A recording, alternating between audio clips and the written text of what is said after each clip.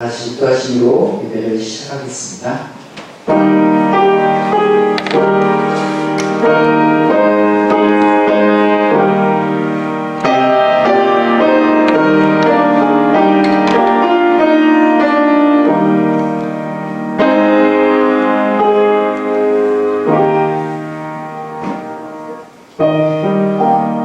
내가 주의 영을 떠나 어디로 가며 주의 앞에서 어디로 피하리이까.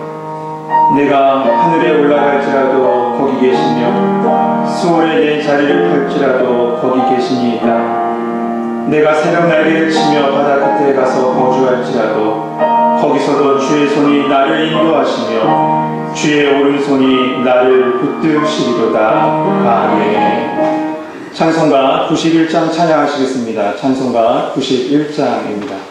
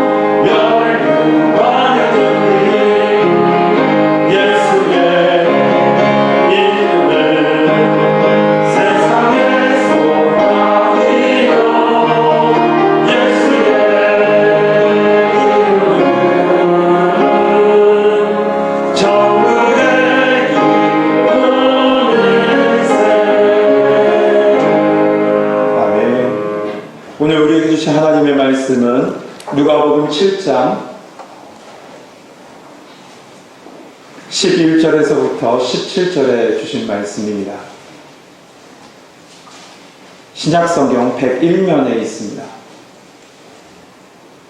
누가복음 7장 11절에서부터 17절에 주신 말씀 한 절씩 교독하겠습니다.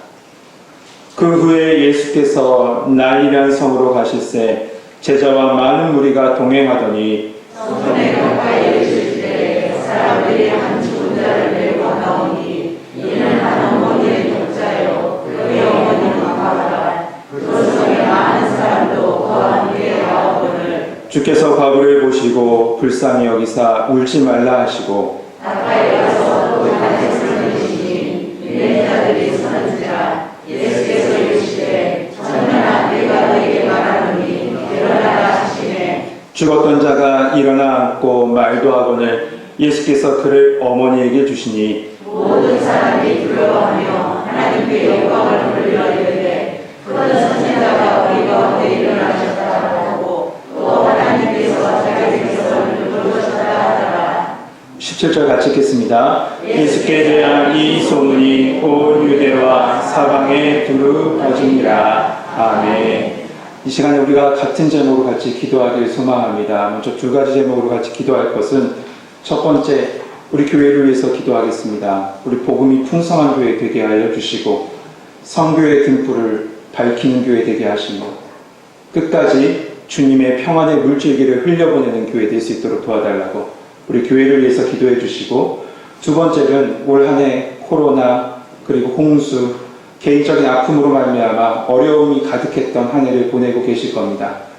그 안에서 이 11월 감사의 달, 감사의 제목을 찾게 하여 주시고 내 믿음이 더욱더 굳건해질 수 있는 시간 되게 해달라고, 또한 예배를 위해서 예배 이 시간에 회복과 치유의 은총 또한 함께 해달라고 이 기도 제목을 놓고 같이 기도하시고 제가 마무리 기도하고 말씀 받겠습니다.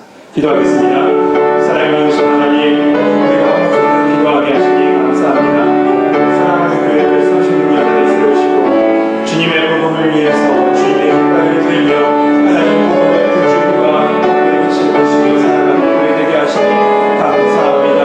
우리들을 세우신 하나님, 인도하신 하나님, 그 은혜 앞에서 올라가게 하여 주옵소서. 복음의 하나님 풍성한 교회 되게 하시고 지적인 자들이 하나님 주의 성전에 나와 예배할 때, 이 전에서 예배하며 기도할 때 하나님 문이 열려지고 무게가 없이 되어지는 놀라운 역사가 있게 하여 주옵소서. 올 한 해 어려움과 아픔으로 말미암아 힘들어하는 우리 성도들이 있습니다. 특별히 전 세계적인 코로나와 하나님 아버지 이 땅의 홍수와 그리고 개인적인 아픔으로 말미암아 힘들어하고 있지만 그 속에서 하나님의 은혜를 기억하게 하여 주옵소서. 나를 인도하시고 지켜주신 하나님의 은혜 감사할 수 있는 감사가 다시 한번 회복되게 하여 주시고, 그 감사로 말미암아 또 그 감사에 하나님 앞에 길이 열려지는 은혜 또한 허락하여 주옵소서. 예배 시간 우리가 시간을 드리고 하나님 아버지 마음을 드리고 정성을 들여 불려한 이 예배 시간을 하여 치유하여 있게 하여 주시고, 저들의 인생 가운데 다시 만나주시는 주님, 다시 함께 하시는 주님 만나는 은혜 시간 될 수 있도록 도와주옵소서. 우리가 합심하여 기도합니다. 하나님 아버지 시간을 말씀 앞에서 우리의 마음을 열어주시고, 사랑과 은혜가 풍성하신 하나님, 주의 교회 안에서 하나 되게 하여 주시고 이 복된 교회에 믿음의 일꾼으로 우리를 세워주시니 감사합니다. 지금껏 복음이 풍성한 교회로 세워주셨사오니 주님 오시는 그날까지 그 풍성한 은혜를 누리며 살아가게 하여 주시고, 특별히 주의 성전을 찾아 기도하는 모든 성도들의 기도를 들어주시사 묶였던 모든 것들이 풀려지는 역사가 있게 하여 주시고, 주님 안에 치유가 일어나는 놀라운 축복 또한 허락하여 주옵소서. 하나님, 올 한 해 참 어려웠던 일들이 많이 있습니다. 전 세계적으로 어려웠던 코로나와 우리 이민족 가운데 홍수로 말미암아 어려움과 지침 가운데 있었지만 아버지, 그 속에서도 우리를 지켜주시니 감사합니다. 이 감사의 날 우리의 입술에서 다시 한번 감사가 회복되게 하여 주옵소서. 어려움 중에서도 주님 감사할 수 있도록 도와주시고 감사의 길이 다시 한번 열려지는 은혜 또한 허락하여 주옵소서. 주님의 말씀 앞에 겸손하게 갑니다. 주의 말씀 이 시간에 심겨지게 하여 주시고 그 말씀으로 말미암아 회복의 은총이 임하는 거룩한 예배 되게 하여 주옵소서. 예수 그리스도의 이름으로 기도하옵나이다. 아멘.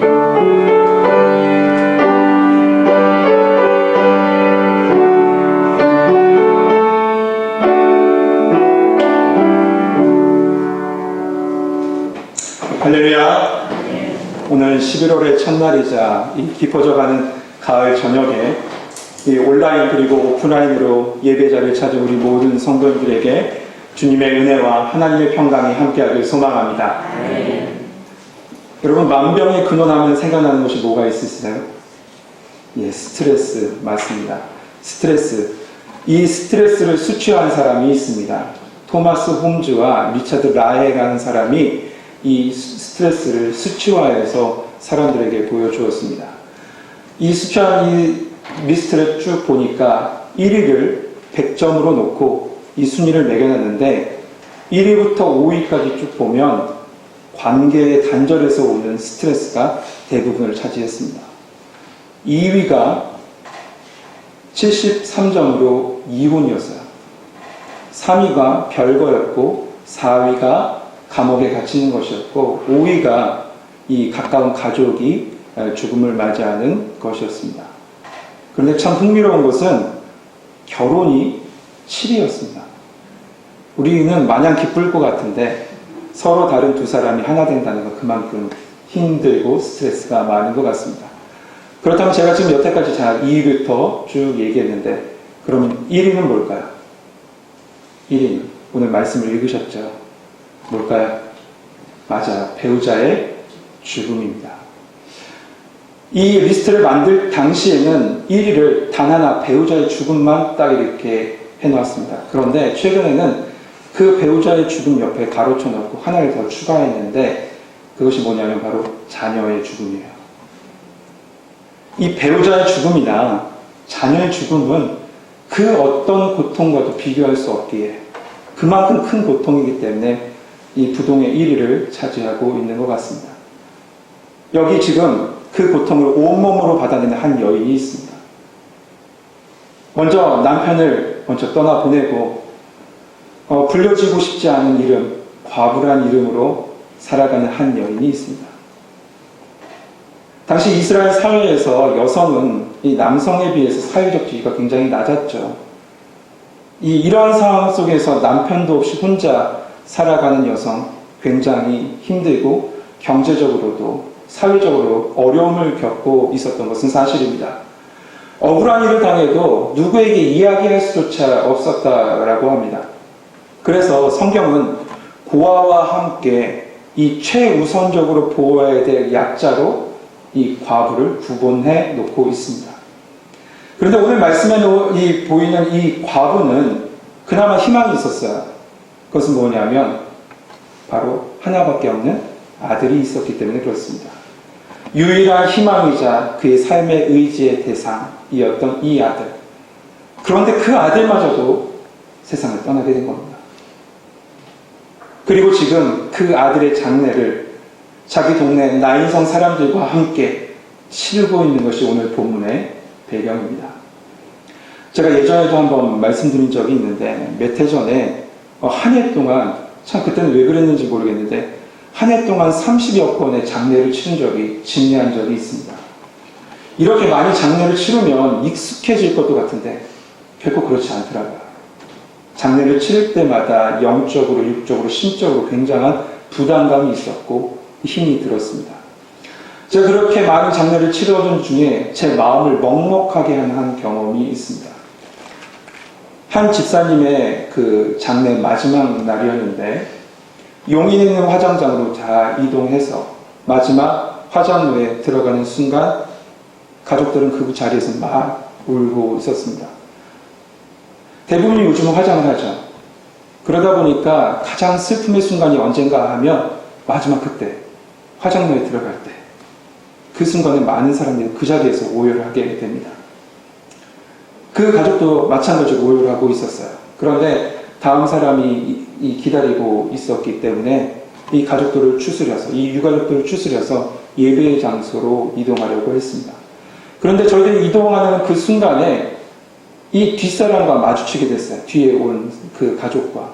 그런데 이 뒤에 오는 가족을 딱 보는 순간 우리 모두는 다 침묵하게 되었습니다. 왜냐하면 이 뒤에 오는 가족의 선두에는 성인 반만한 관이 이렇게 오고 있었고 그 뒤에는 엄마, 아빠로 보이는 두 사람만 따르고 있었는데 얼굴이 잠백하고 세상의 모든 것을 잃은 것 같은 그 어머니, 아버지가 그 작은 아이의 관을 조용히 따라가고 있었습니다. 저희들과는 아무런 관계가 없죠. 그런데 우리와 그들 간에 스쳐 지나가는 순간 우리 모든 사람들은요 다 침묵하게 될 수밖에 없었어요. 이 죽음의 고통이라는 것은 크고 작음이 분명히 없습니다.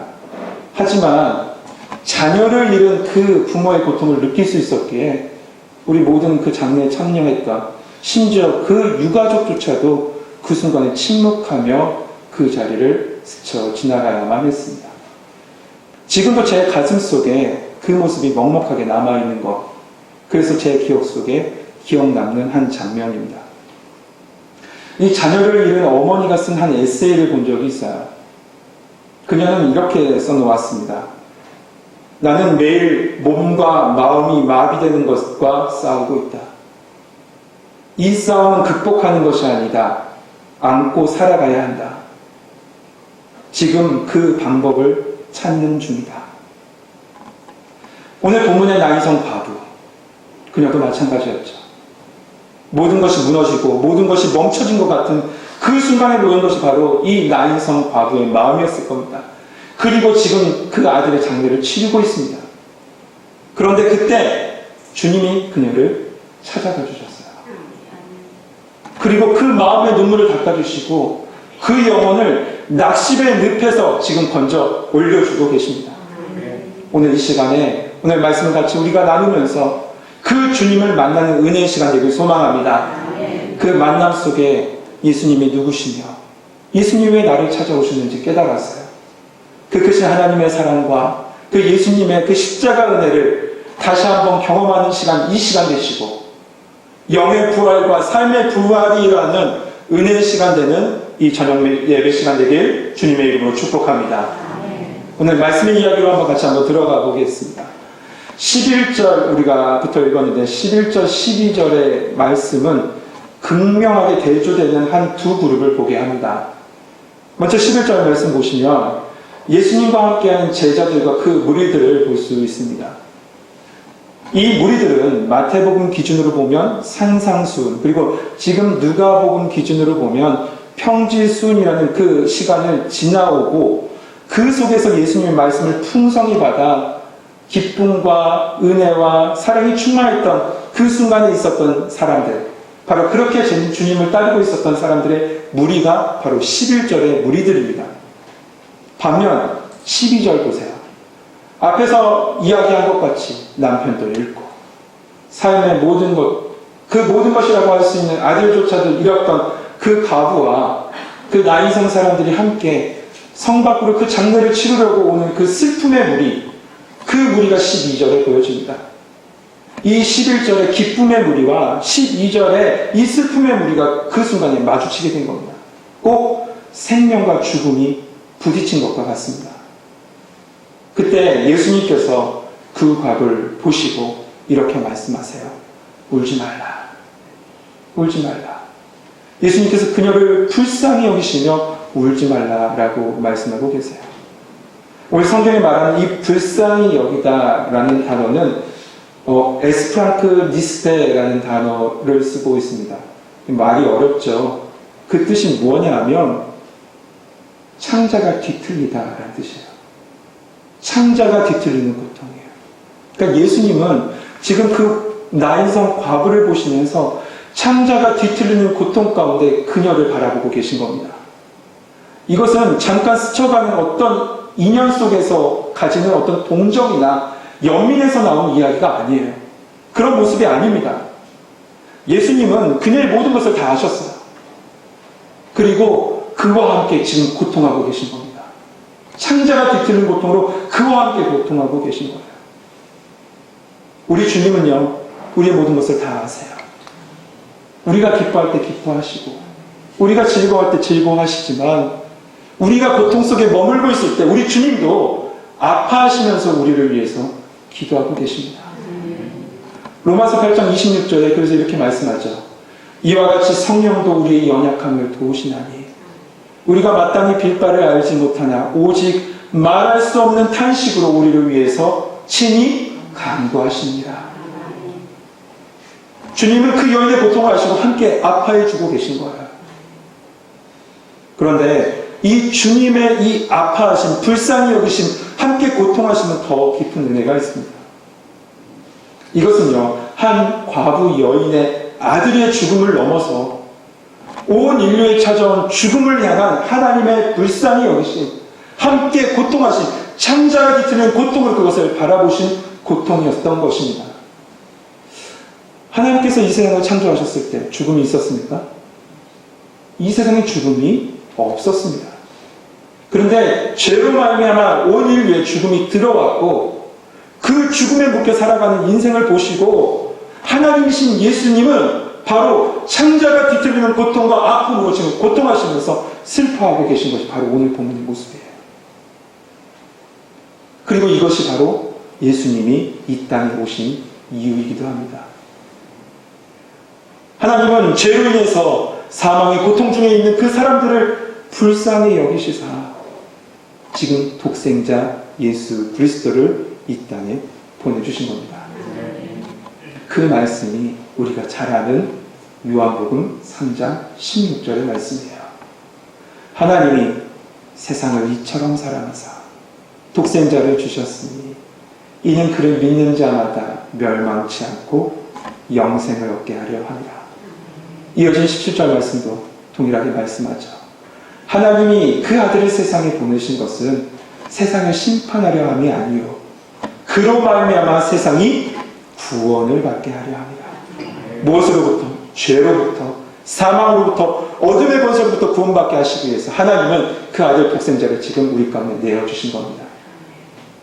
오늘 말씀에 이 불쌍히 여기신다는 단어를 또한 영어 성경으로 보면 예수님이 이 땅에 오신 이유를 좀 더 명확하게 알 수 있습니다. 영어 성경에 이렇게 표현되어져 있어요. 그의 마음이 그녀에게 같다. 영어로 할 줄 알아서 깜짝 놀라셨죠? 영어 성경인데 좀 더 편하게 여러분에게 가르쳐드리려고 한국말로 했어요. 그의 마음이 그녀에게 같다. 하나님의 마음이 당신이 창조한 온 인류에게 가 있는 겁니다. 그래서 그 십자가 사랑을 우리에게 찾아와 주신 거예요. 로마서 5장 8절에 이렇게 말씀합니다. 우리가 아직 죄인 되었을 때 그리스도께서 우리를 위하여 죽으심으로 하나님께서 우리에 대한 자기의 사랑을 확증하셨느니라. 하나님의 사랑은 죄인된 우리를 죄에서 구원하시기 위해서 예수 그리스도를 이 땅에 보내셨고 십자가에 내어주시기까지 우리를 사랑해 주신 사랑입니다. 이를요 요한 1서에서는 이렇게 딱 종합하고 있어요. 저는 이 말씀을 읽는데 이 모든 것이 다 들어오더라고요. 요한 1서 4장 9절에서부터 10절 말씀인데 한번 조용히 한번 들어보시죠. 하나님의 사랑이 우리에게 나타난 바 되었으니 하나님이 자기의 독생자를 세상에 보내심은 저로 말미암아 우리를 살리려 하심이니라. 사랑은 여기 있으니 우리가 하나님을 사랑하는 것이 아니요 오직 하나님이 우리를 사랑하사 우리 죄를 위하여 화목제로 그 아들을 보내셨습니다. 할렐루야. 그 사랑이 느껴지십니까? 그 하나님의 사랑이 느껴지십니까? 그 사랑이 우리 가운데 찾아왔습니다. 이 사랑의 주님은 이제 과부에게 말씀하십니다. 뭐라고 말씀하셨습니까? 울지 마라. 울지 마. 더 이상 슬퍼하지 마라. 주님은 말씀하셨어요. 우리는 슬퍼하는 사람 혹은 아파하는 사람을 위로해야 할 때가 분명히 있습니다. 우리말에 기쁨은 나누면 배가 되고 슬픔은 나누면 반이 된다는 말이 있죠. 네, 맞습니다. 우리가 슬퍼하는 사람과 함께 슬픔을 나눌 수 있어야 해요. 그러나 그 슬픔은 우리는 멈출 수는 없습니다. 이 세상에 그 어떤 존재도요, 그 슬픔을 멈출 수 없고 멈추라고 얘기할 수도 없어요. 그러나 이 사망의 슬픔을 멈출 수 있는 분이 계세요. 그분이 바로 예수 그리스도신 줄 믿습니다. 왜냐하면 그분은 우리의 모든 것을 아세요. 그리고 우리의 모든 것을 창조하셨어요. 그뿐만 아니라 사망 권세를 이기시기 위해서 십자가를 통해서 그 사망에 직접 들어가셨습니다. 그리고 그 사망에서 들어가셨을 뿐만 아니라 그 사망 권세를 이기시고 승리하시고 우리에게 사망으로부터 승리를 허락하여 주셨습니다. 그렇게 그 주님만이 그녀에게 이 사망 권세로 말미암아 슬퍼하는 그녀에게 울지 말라고 말씀해 주실 수 있는 거죠. 그 주님이 우리에게도 동일하게 말씀하십니다. 울지 마라. 사망의 고통으로 말미암아 슬퍼하지 마라. 너에겐 생명이 있다. 우리 주님께서 지금 말씀해 주고 계신 겁니다. 이제 그 예수님은요, 그 슬픔의 근원적인 문제 앞에 다가가세요. 그 청년의 시신 앞에 서 계십니다. 오늘 그 말씀이 14절 말씀인데요. 14절 말씀 한번 같이 한번 읽어보도록 하겠습니다. 같이 읽겠습니다. 시작.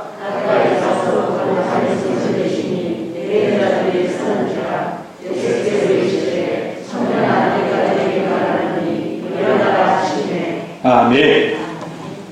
오늘 본문에 관이 나옵니다. 우리 이 관은 우리의 식으로 하면 이렇게 다 사방이 막혀져 있는 관의 모습인데 이스라엘 관의 모습은 뚜껑이 열려 있답니다. 뚜껑이 없는 관이에요. 그 관에 예수님께서 딱 앞에 서신 겁니다. 그리고 그 관에 딱 손을 대셨어요.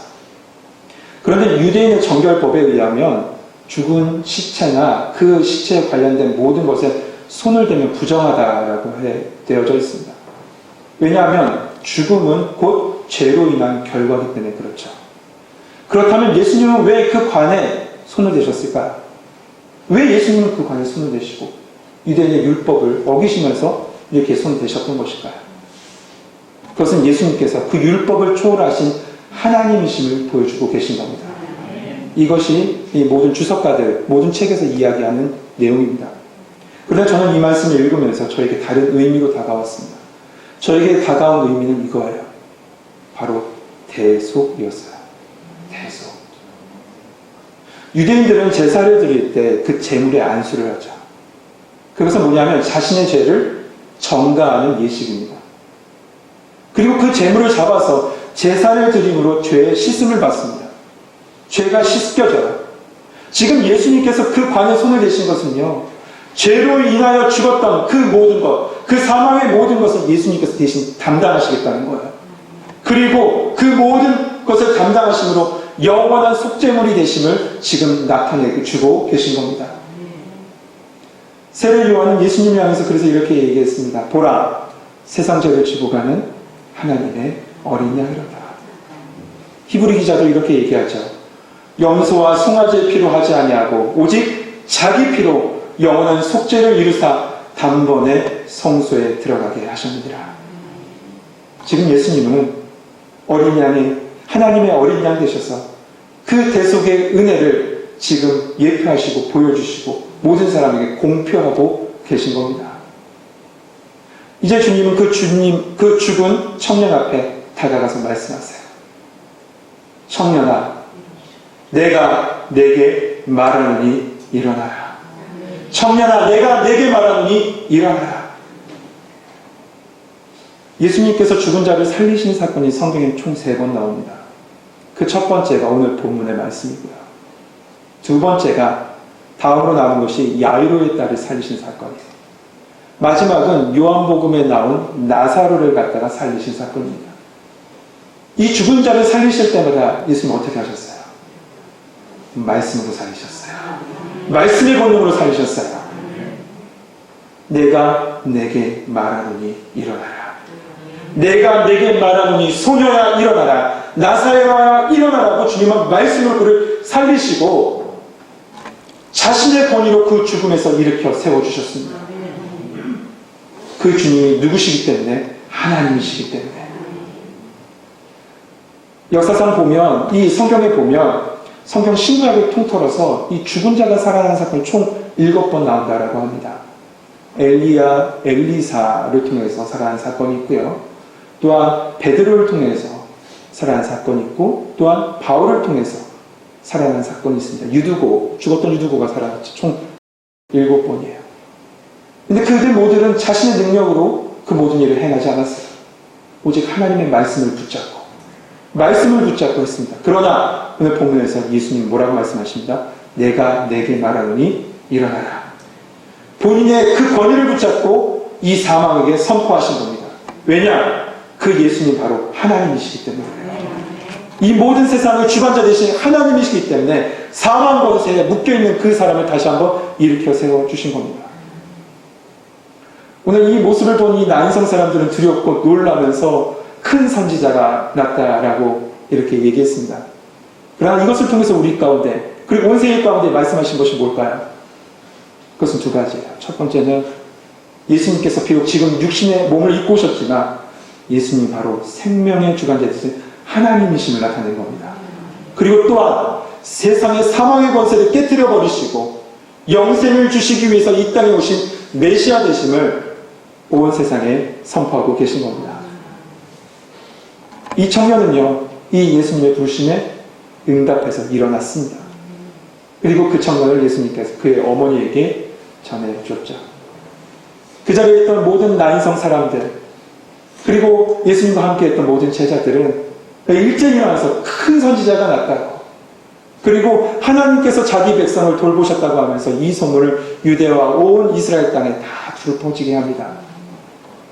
그 퍼졌던 복음의 소식이 우리 귀에 들려온 거예요. 그리고 우리 가운데 그 예수님이 찾아와 주신 겁니다. 근데 이 사건을 통해서 이것으로 끝난 것이 아니에요. 예수님이 이 사건을 통해서 한 가지 더 보여주시는 것이 계세요. 뭐냐? 이 청년, 죽었던 청년이 일어났던 사건을 통해서 예수님께서 본인 자신이 부활하실 것을 예표하고 계신 겁니다. 이 사람들은 예수님을 십자가에 내어줄 것이다. 나를 내어줄 것이다.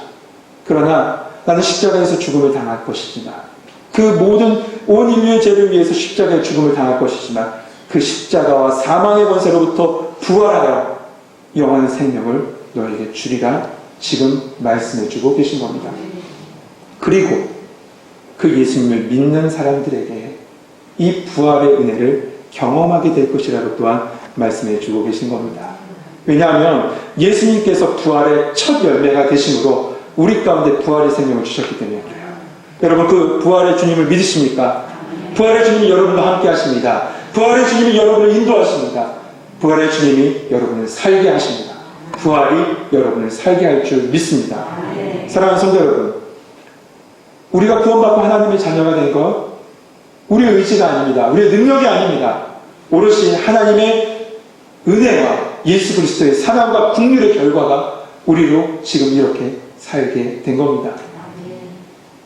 그런데 우리가 이 세상 가운데 참 현실의 고통이 참 많이 있을 겁니다. 어둠 가운데 매일 물려 살고, 사망의 고통은 매일 허덕이며 살고 있지만 기억합시다. 우리 가운데 영원한 생명이 있다는 사실을. 어둠의 슬픔이 우리를 묶지 못할 것입니다. 왜냐하면 우리 곁에 주님이 계시기 때문에 그래요. 내 곁에 주님 계신 그 주님의 손을 붙잡고 나아갈 때 주님께서 나에게 말씀하실 겁니다. 너에게는 영원한 생명이 있어.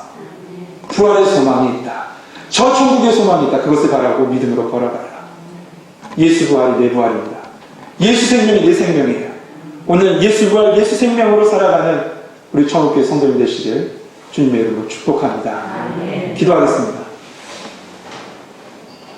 은혜로우시고 사랑이 많으신 하나님, 부활과 생명의 주님을 믿습니다.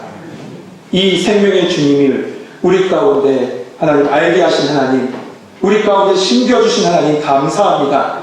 이 생명의 은혜를 누리며 살아가게 하여 주시고 끝까지 그 믿음으로 살아가는 주의 백성들 되게 하여 주셔서 예수 십자가 내 십자가, 예수 생명 내 생명, 예수 부활 내 생명으로, 예수 부활 내 부활로 믿고 살아가는 우리 천국교회 성도들 될 수 있도록 도와 주옵소서. 예수 그리스도의 이름으로 기도하옵나이다. 아멘.